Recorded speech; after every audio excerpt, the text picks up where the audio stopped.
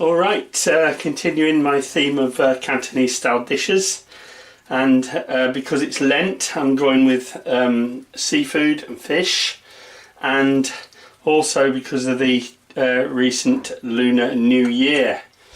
For this dish I've got 180 grams of what we call king prawns, you call shrimp, you may call shrimp, and what I do is I devein, they come already deveined, these ones, but if necessary you devein them yourself.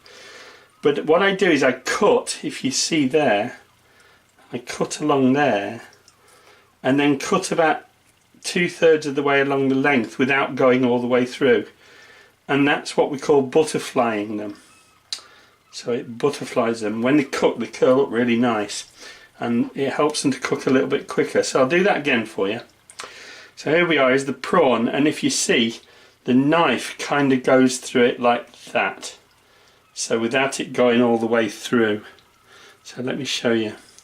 So it goes straight through the back of the prawn to there, and when you open it up it like butterflies it, just like that.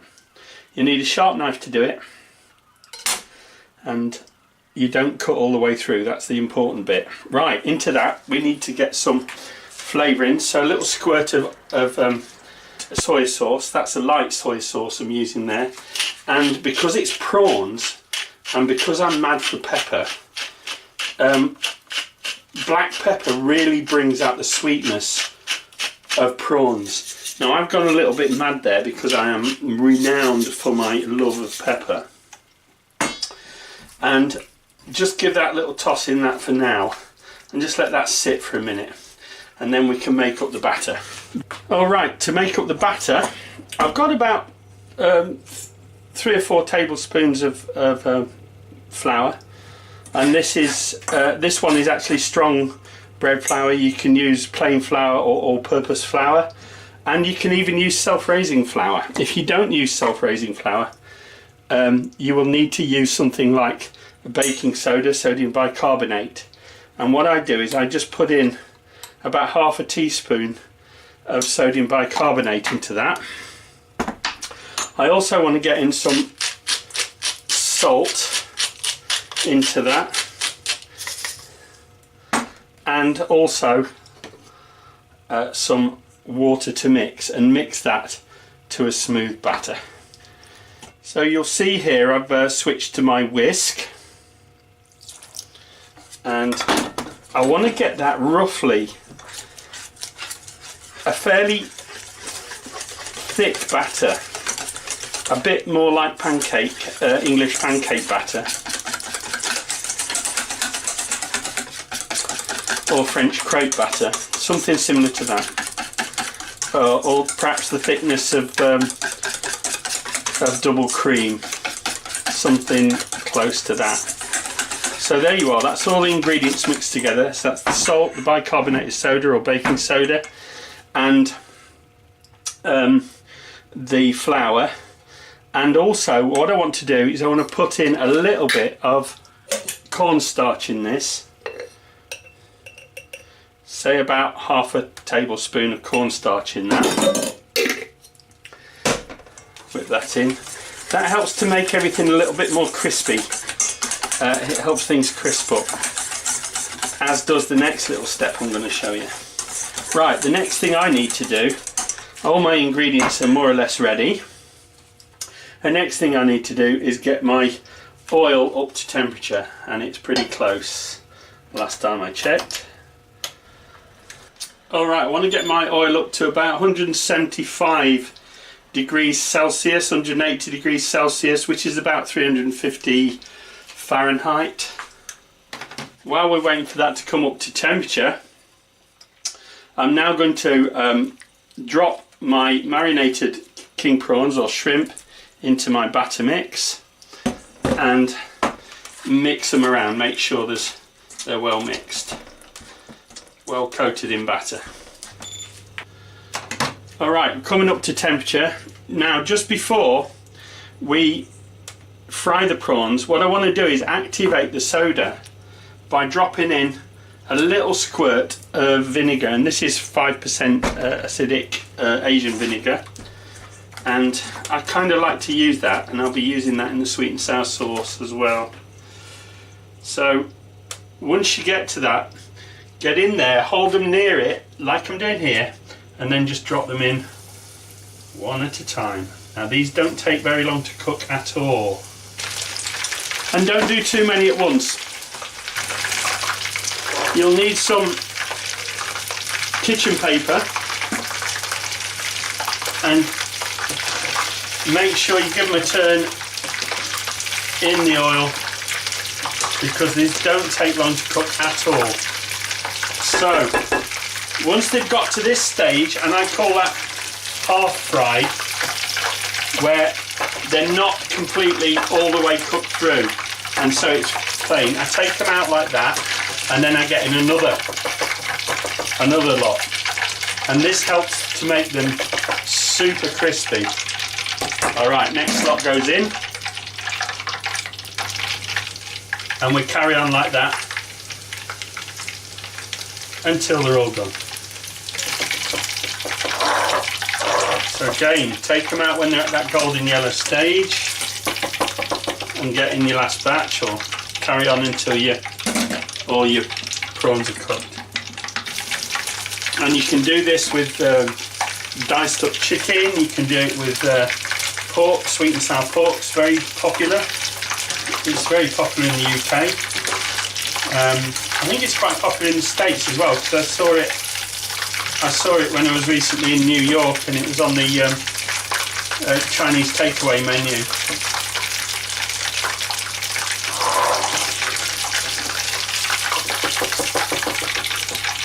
And that comes out, and now we just bring the oil up to temperature, which doesn't take very long at all, and then we can drop all our prawns back in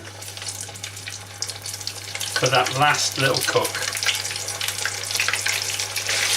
Make sure you turn them in the fat so that you get them evenly cooked, and once they're at that gorgeous colour now, so they've gone from being a golden yellow colour to being more of a golden colour, so then they come out, and then they're ready for your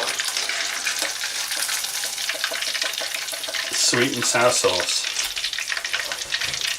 Alright, that's the prawns ready, and now let's get to making our sweet and sour sauce. Again, with the Chinese vinegar, you can use British vinegar, but use the clear white vinegar for this.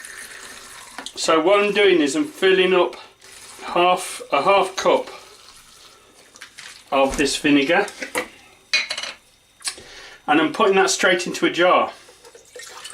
The reasons will become apparent. You'll also need the same amount of water. The next thing you'll need is 2 heaped teaspoons of cornstarch, corn flour, like that. And you will also need some ketchup. Yeah, I know you're surprised, ketchup. But you need about 3 or 4 heaping teaspoons of ketchup. And the only other thing I would add to that now is a little splash of light soy sauce. Only a little splash, you don't need much.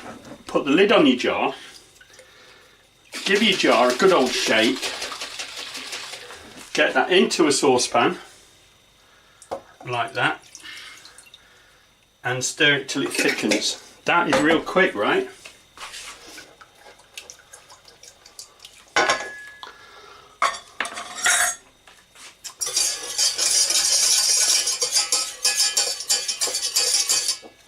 I like to get in there with a whisk, because that keeps it nice and stops it from lumping up.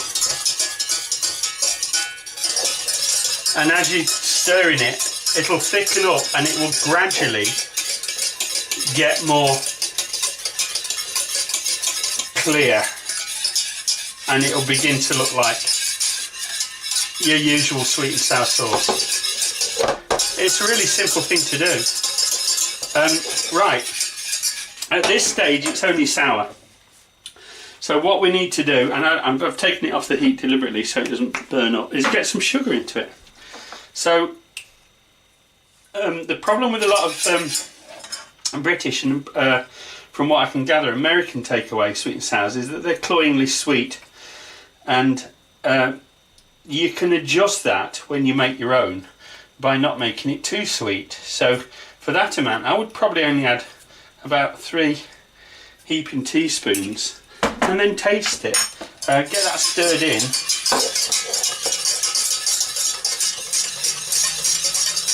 Like that. Bring it up to a boil, and as soon as it's boiled, take it off the heat and give it a taste.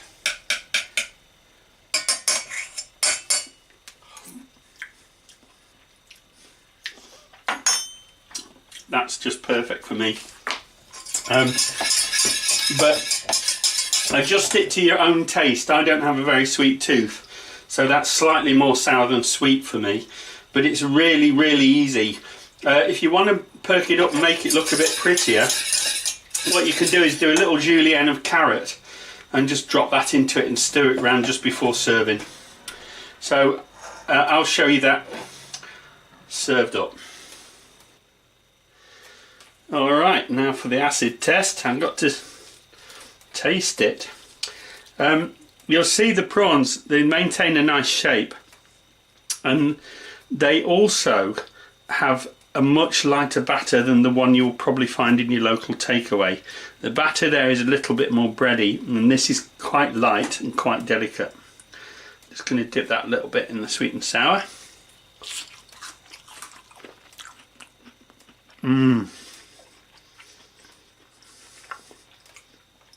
I've got to have another one of those. Nice big one. No double dipping, by the way.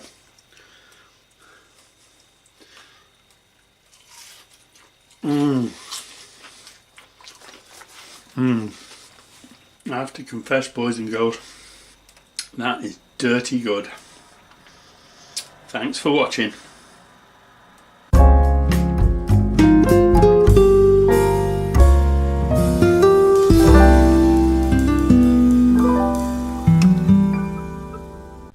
If you have enjoyed this video, please give it a thumbs up. If you would like to follow my channel, please subscribe and be sure to click the bell icon to receive notification of all my upcoming videos. Thanks for watching.